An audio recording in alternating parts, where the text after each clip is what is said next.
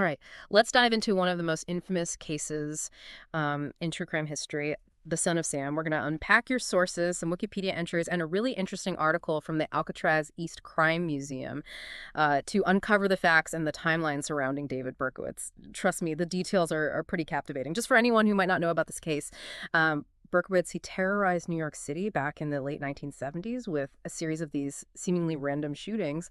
But like as we'll see, there's a lot more to this story than just meets the eye. What's so fascinating is how this case just completely gripped, Yeah. not just New York City, but the whole nation. It's the seemingly arbitrary attacks, the cryptic letters. It created this atmosphere of fear and uncertainty. And it's a case that really still resonates with us today. Oh, for sure. It's like a real life horror movie, honestly. So let's start with the man behind the monster, David Berkowitz. He was born Richard David Falco, and then immediately given up for adoption. Do you think that this early separation could have had like a lasting impact on his psyche?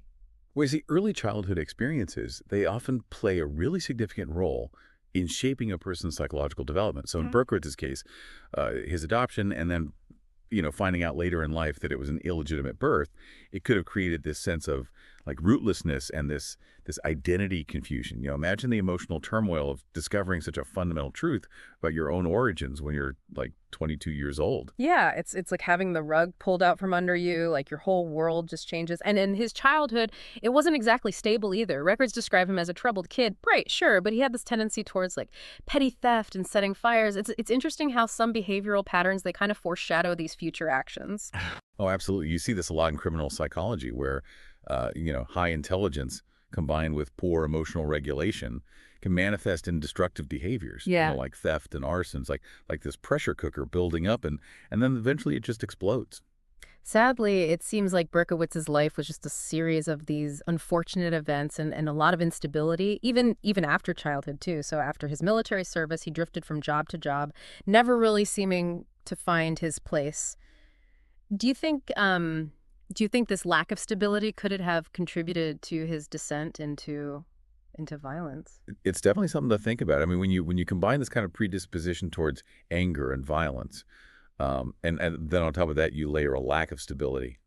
It could be personal, it could be professional. It creates this dangerous cocktail. It's like all these elements of his life, the adoption, the troubled childhood, the constant upheaval. It's all kindling, just waiting for a spark. And that spark seems to have ignited on Christmas Eve, 1975.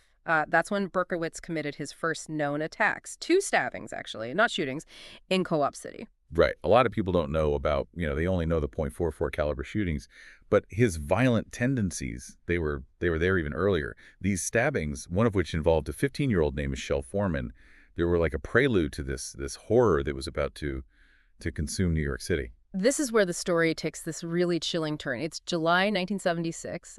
Donna Loria and Jody Valenti, they're sitting in a parked car when suddenly shots swing out. Loria is killed instantly, and Valenti is wounded. This really marks the beginning of this terrifying period for the city. This wasn't just like a localized event, right? I mean, this was like a turning point when you say this is where like the fear goes from an isolated incident to this like citywide panic. Totally, totally. And then, over the next year, there's a series of similar attacks, all targeting young couples who are parked in cars.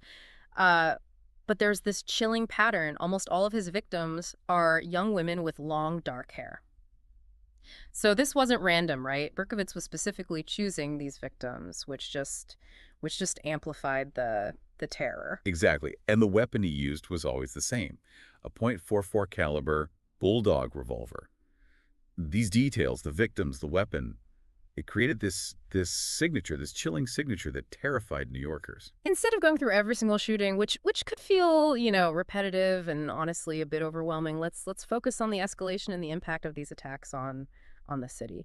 Imagine living in New York during that summer. You're constantly looking over your shoulder, afraid to go out after dark, especially if you had long dark hair. It was a city on edge.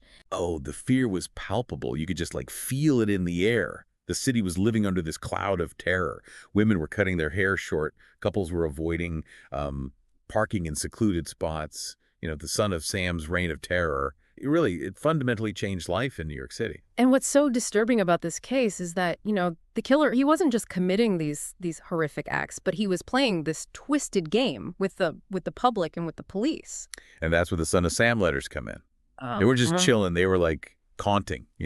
They gave this glimpse into the mind of a killer, offering clues, but also creating more questions. It was like psychological warfare. After the April 1977 murders of Alexander Esau and Valentina Siriani, the police, they found a handwritten letter near the bodies. It was addressed to Captain Joseph Borelli of the NYPD. This is where Son of Sam, this is where he enters the narrative. For the first time, Berkowitz, through this letter, it was full of misspellings and odd phrasing. He identified himself as the Son of Sam. The message was loud and clear. He was going to keep on killing. And he did. There were 2 more shootings after they found this letter. Those letters, though, they were like gasoline on the media firestorm. What do you think Berkowitz was trying to achieve with these letters? Was it just a desire for notoriety, or was it something more sinister? That's a question that people have been debating for years. But the media, they just ate it up. The headlines were sensational, and everyone was speculating it was unlike anything they'd seen before. And you could argue that it played right into Berkowitz's hands. Just to give you a sense of the tone and the language that Berkowitz used, let's just read a little snippet from that first letter. He writes, "I am deeply hurt by your calling me a women hater. I am not, but I am a monster. I am the Son of Sam." It's disturbing, to say the least. And it gets even more unsettling. He describes his neighbor's dog as Father Sam, and he claims the dog is commanding him to kill. He talks about drinking blood. Yeah. It's like you're reading this twisted fairy tale. Only this is all too real, and it's happening on the streets of New York. Chilling. It gives you this glimpse into his state of mind. And the letter ends with this bone-chilling promise, I'll be back, to be interpreted as bang, bang, bang, bang, bang, bang, bang. The terror that he was inflicting, the power that he held over this entire city, it's clear that he was really reveling in it. That letter, and then the next one that he sent to journalist Jimmy Breslin, they provided a lot of material for forensic psychologists who were working with the police. They were able to analyze the language, the themes, the bizarre claims, and they started developing a profile of Berkowitz. So we're not dealing with just this cold-blooded killer, right? We're dealing with this complex psychological puzzle. What did the experts glean from these letters? Well, they saw evidence of possibly paranoid schizophrenia, delusions of grandeur, this disturbing fixation on demonic possession. They noticed his weird syntax, his grandiose claims, his fixation on this demonic imagery. Yeah. It was all pointing towards a possible diagnosis of paranoid schizophrenia. Yeah.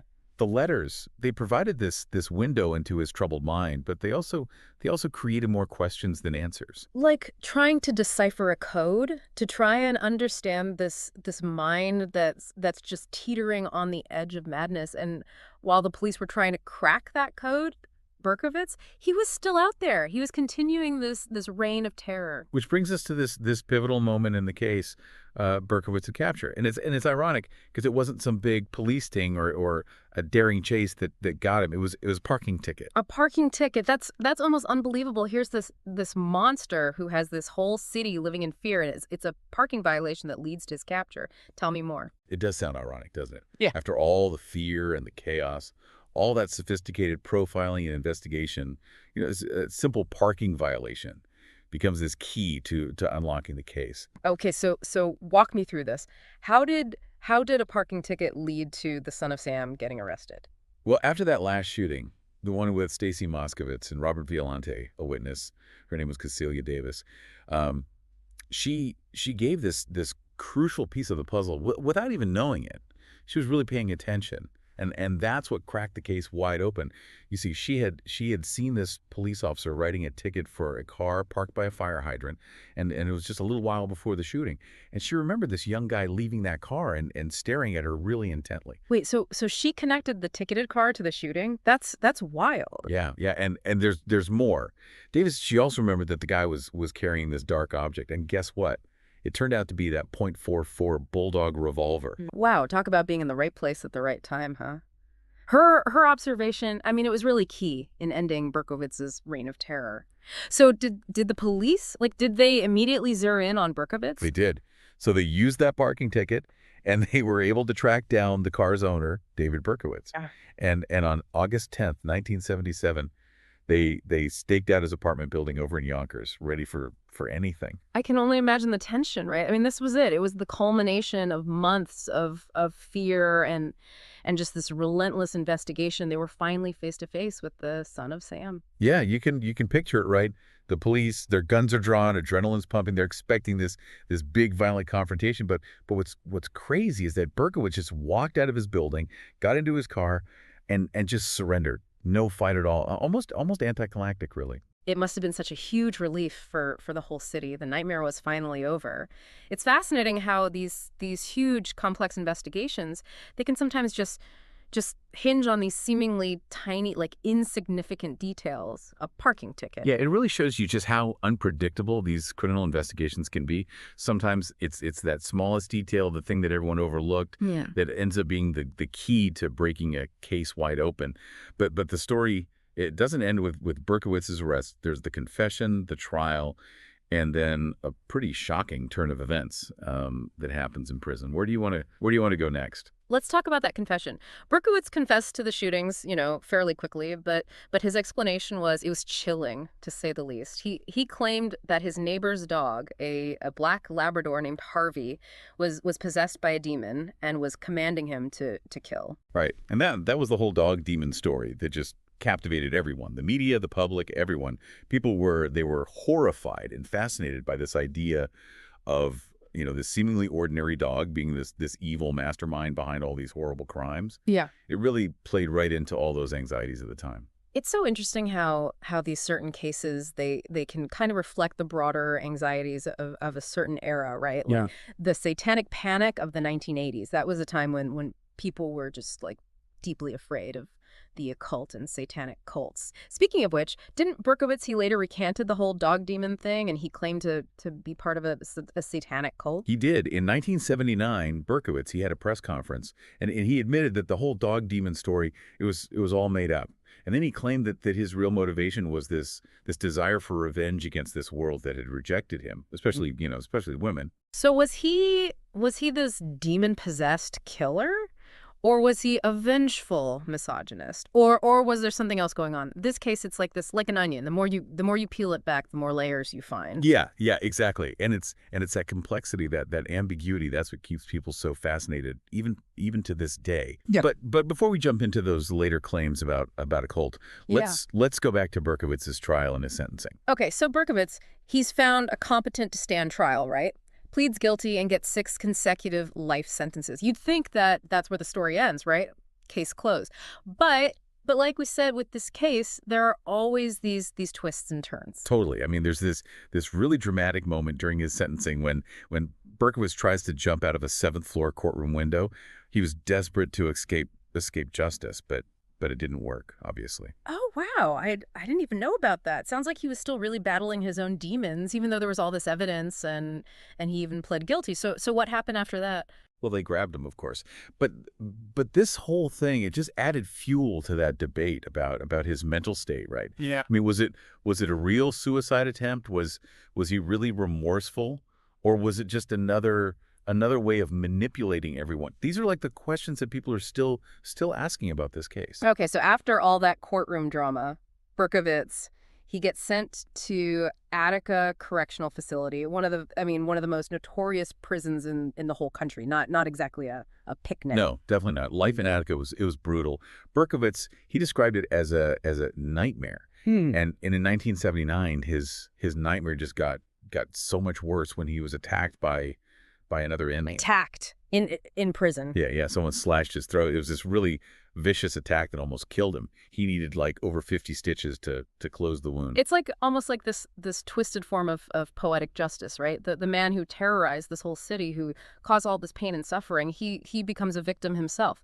Yeah, it's this chilling reminder that violence, it breeds more violence even inside the walls of a prison. Okay. And you're right, it adds this whole other layer of complexity to the story of David Berkowitz, which was already super complicated. So Berkowitz, he survives this attack, right? He's serving these multiple life sentences, and he's taken back that dog demon story. Hmm. So you'd think that that would be, the end of the Son of Sam saga, You'd think right? so. Yeah. But then in the 1990s, Berkowitz, he throws this whole other curveball, like another layer to this already, this crazy intricate case. Mhm. He started saying that he was involved in a satanic cult. Hold on, a satanic cult. Now we're getting into some really dark and controversial territory. I know, right? It's like something right out of a conspiracy thriller. Yeah. Berkowitz, he insisted that he wasn't the only shooter in those Son of Sam attacks. He said there were other members of this alleged cult, and that he was just a pawn in their game. So he's basically implying that this whole Son of Sam persona, the letters, the whole story, it was just a cover up for something way bigger and way more sinister. Exactly. He even named names: John and Michael Carr. They were the sons of his former neighbor, Sam Carr. He was the one who owned that dog demon. But both those guys, they were already dead by that point. Yeah. John, he apparently committed suicide, and Michael died in a car crash. Well, that's convenient, isn't it? But even though the guys he was accusing were dead, his claims, they didn't just go away. They started this whole new wave of investigation and speculation. Oh yeah, there was this journalist named Maury Terry. He got really convinced by Berkowitz's claims. He believed that there was this bigger conspiracy behind the Son of Sam killings, and he spent years investigating the whole alleged cult activity thing. He even wrote a book about it. It's called The Ultimate Evil, and it's all about satanic cults and ritualistic murder. So this is where I need your expert help to kind of separate fact from fiction. Was there ever any real evidence to support these claims about a satanic cult? That is the million-dollar question. Even with Terry's investigations, and even though they reopened the Son of Sam case in 1996, they never found any real proof to back up Berkowitz's claims. So it's still a mystery. We might never know for sure if Berkowitz was acting alone or if he was part of something bigger, something darker. That's what makes this case so captivating. It's full of all these twists and turns, all these unanswered questions. It really makes you confront the darkness that can be inside people, and it makes you think about the limits of what we can really understand. It's definitely a case that stays with you even after you've heard, all the details. But before we go on, I can't help but think about the victims. I mean, their stories they're at the heart of this whole tragedy, and they shouldn't be forgotten because of all this sensationalism and speculation. You're so right. It's really important to remember that behind all the headlines, behind all the psychology and the conspiracy theories, there were real people whose lives were changed forever by what Berkowitz did. Hmm. Families were destroyed. A city was traumatized. I mean, the scars from that summer, they're still there today. Couldn't have said it better myself. So we've covered Berkowitz's past, all the trouble, his reign of terror, his capture, his wild claims, and that mystery surrounding his real motives. Is there anything else about what happened after this whole thing? Did it have any lasting impact, beyond the immediate trauma? Well, one big thing that came out of it was the creation of the Son of Sam law. Oh, right. I've heard of that. It's that law that prevents criminals from profiting from their crimes, right? That's it. After people got really outraged at the idea that Berkowitz could make money by selling his story, New York State, they passed this groundbreaking law. And a lot of other states have adopted it since then, and even the federal government. So Berkowitz, I mean, even though he was locked up, he still kind of contributed to this big change in the law. It's amazing how some cases can have these huge, far-reaching consequences.